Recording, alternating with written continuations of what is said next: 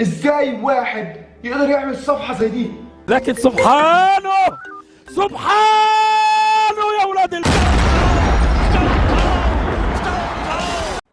الله عاملين ايه الاخبار؟ زي الخرا والحمد لله. النهارده يا جماعه هنتكلم عن شخص كده جميل جدا جدا جدا، شخصيه كانت مشهوره في 2017 و18 في اليوتيوب. يعني اليوتيوب وقتها كان بيعاني، وللاسف اليوتيوبر التانيين ما كانوش بيساعدوا. طب ما تجرب يعني تغرمان حاجه، انت عندك حاجه تخسرها. من ضمن اليوتيوبر اللي انا بتكلم عليهم واليوتيوبر اللي كان ليهم صوت فعلا، صوت وصياحك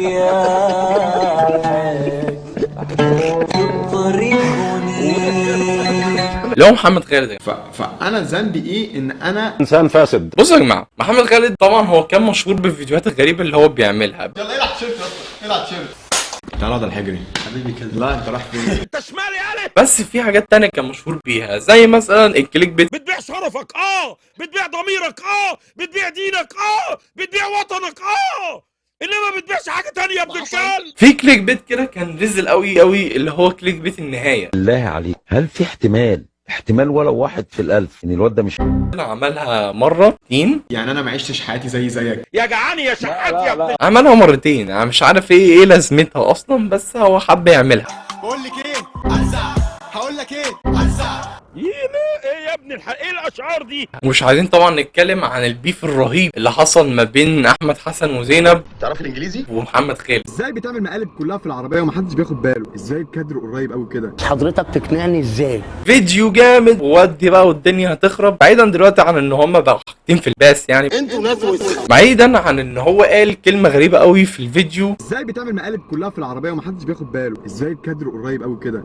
ودي معروف إن لما الكادر يبقى قريب قوي كده يبقى دي كاميرا بروفيشنال، مش كاميرا جو برو زي دي. ابعد عني بدل ما تاكل في وشك، ابعد عني. معلش في الكلمه، في مقلب ان هو بيتصور مع ابوه، مقلب بقى وبتاع، والكاميرا كانت نفس الكاميرا اللي انت بتقول عليها، مش كاميرا جو برو زي دي. لا يا باولو منتج يا باولو. فدي حاجه يعني مستفزه كان محمد خالد كان بيعملها. يعني طالما دخلنا في المقالب الفيك، فاحنا في مليون مقلب فيك، وكان بيبان جدا ان هو فيك بطريقه صعبه قوي قوي قوي. بتشيلنا عشان مثلا بقيت بقول كام كلمة انجلش يا اسطى. لا ما قلتش كده، مش انت ما تغلطنيش فتحي. بس مقلب حصل يعني من نادر احمد، وواحد كده ما اعرفوش من كليه الطب، والله بقى ايه، وتجار اعضاء والجو ده. انا الصراحه ما اقتنعتش بالمقلب. المفروض حد يقتنع بالمقلب. انا شايف ان هو مقلب خرا اصلا. لكم فوق هتلاقوا الايميل @youtube.com. بالله ايوه يا لا. يقول لك القناه بتاعتي اتسرقت. بعيدا عن ان هو كان اصلا، تخيل معاه كلمه القناه اتسرقت دي، كان يا لهوي، كان اي حد برياله يعمل فيديو يقول القناه بتاعتي اتسرقت. كريتور سبورت. بتشيلنا عشان مثلا بقيت بقول كام كلمة انجلش يا اسطى. لو سمحتوا هتشتري حرام عليك يا لا. مشهور بقى مش مشهور، القناه بتاعته اتسرقت. وفي حد معاش في الكلمه القناه بتاعته تتسرق يعملوا ديستراك. تعمل ديستراك ليه؟ يعني هو انت بتتلكك ولا ايه يا اسطى؟ يا اسطى صوتك مش حلو. بقول لك ايه؟ هقول لك ايه؟